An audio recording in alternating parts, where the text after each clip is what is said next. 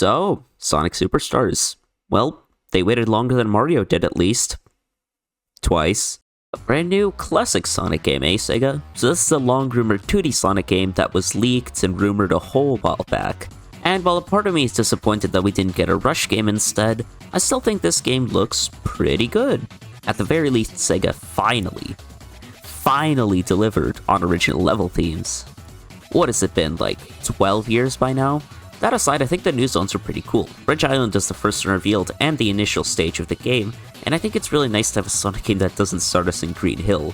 Speed Jungle is the next one, and aside from having a really boring name, it looks really nice, and I like the new gimmicks introduced in the stage with the pulleys and the vines.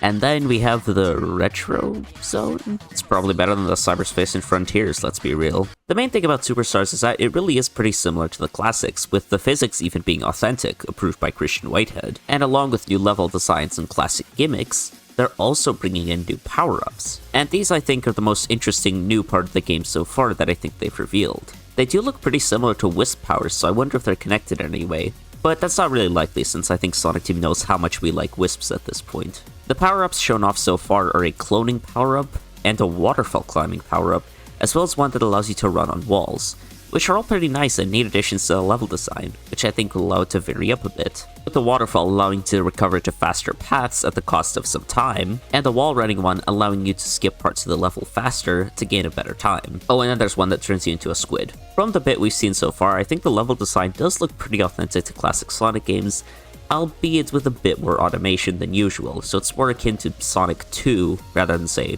Sonic 3 or Mania. Not that that's a bad thing though, because so far, I think there's been enough player input needed to progress through the stages and earn a good time, which should really help out with the replayability that's been missing from modern Sonic recently. 3 alternate playable characters, being Tails, Knuckles, and Amy, look pretty fun as well. They all have their unique gimmicks, and Amy's moveset here looks much more expansive than it did in Sonic Origins Plus. I'm probably just gonna go for Sonic on my first playthrough though, but let me know which one you guys are gonna go for in the comments below. And while you're down there, you could also subscribe or even join the channel because memberships are now open.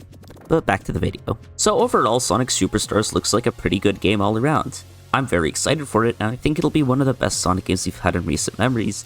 And even I'm more excited for it than I was for Frontiers. But there are a few post-reveal issues that have risen up, and I think they need to be addressed. The main one being the $60 price tag attached to the game, which is full price in the US. The main concern is whether it'll actually be worth this full dollar price tag, with some people in general thinking that 2D games aren't worth full price, even if they're ones made by Nintendo. And I genuinely disagree with this. I think that 2D games can be just as good, if not better, than most 3D games. Doesn't matter the dimension of the game, it matters whether the game is actually enjoyable to play and has enough content to fill up the price requirement. But the main thing with Sonic Superstars is that this price tag sets an expectation. Sonic Frontiers was full price because it was a brand new game with full content. And Sonic Superstars is full price, but that's even more than Sonic Mania was at launch, which sets an expectation that this game will feature more and better content than Sonic Mania, which is a tall order because Sonic Mania is one of the best Sonic games there is. And a lot of people, myself included, are worried that Sonic Superstars just might not reach the same highs. And on top of hints of a digital deluxe edition and confirmed microtransactions, it really feels that Sega's trying to milk this series for all that it's worth. I know this wouldn't be an issue if Sega had actually been making quality games for the past several years. But unfortunately, Sonic Team developed games haven't been that great in quite some time, and even Frontiers is just okay. The $60 price tag puts extra pressure on Sonic Team to deliver a quality product, and with that comes expectations for extra polish as well. But here I'm pretty confident they can meet them. Sonic Superstars looks pretty polished and like a fun experience. Sonic Superstars is confirmed to have 12 unique areas, or zones, that are fully original in their designs, which would put it on par with Sonic 3 and Knuckles. It really depends on the length and replayability of these stages to see whether it's actually worth the $60 price tag. And with the automation, that becomes a real concern because what if these stages are just too automated to replay effectively? But this is pure speculation because so far I think the game looks pretty well balanced around player input. And as long as they increase the difficulty a bit near the end, I think you can have a pretty fun game that's also replayable. And it's not to mention that there's finally local co-op in a Sonic game that looks like it's actually pretty good. With the characters all being around the same speed this time, it's actually really interesting that they decided to go for this type of co-op instead of the usual split-screen multiplayer. But I think this is a great decision. What is a worse decision is not allowing online co-op to exist because Sega was obviously worried or not willing to put in the money to create proper servers. What exists, however, is an online minigame mode where you just compete in minigames, which, if I'm assuming, are pretty much just like the Sonic and the Secret Rings minigames, maybe? Or they're just recycled special stages. Speaking of the special stages, I haven't yet mentioned it, but Superstars appears to be bringing back some Sonic 1 special stages, along with a few new ones thrown in. And while I don't expect all of these to be on par with the Mania special stages, I think these ones will be fun in their own right, and they're a good way of acquiring the Chaos Emerald powers. And as I'm recording this, it's been brought to my attention that the Emerald powers are context sensitive, so when you open the ability wheel, it'll actually default to the one that you can use in the current situation, which is a really cool idea to keep up the flow. So now let's talk about the bane of existence to every gamer on the planet, the microtransactions. Why does Sonic Superstars have them, you ask? Well, it beats me.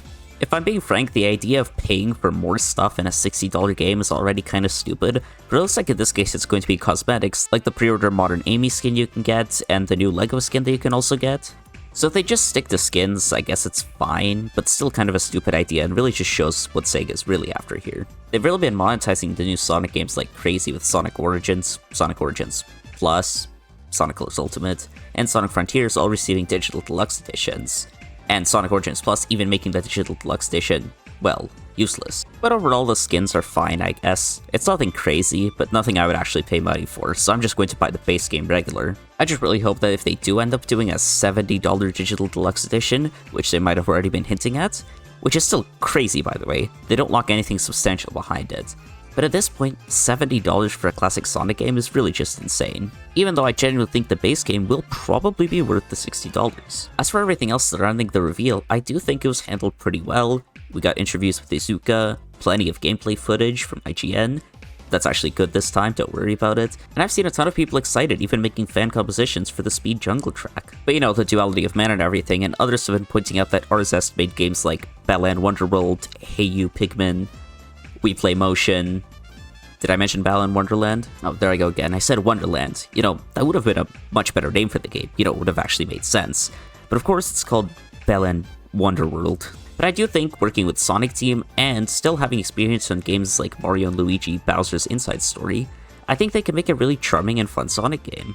With Naoto Oshima going back to design an original character, a fun-looking story, and T-Lopes back on the soundtrack, this game has the potential to be something great, just as long as the level design and everything else delivers. And as of now, it's up to Sonic Team, so we just have to look back and see and await the release date later this year.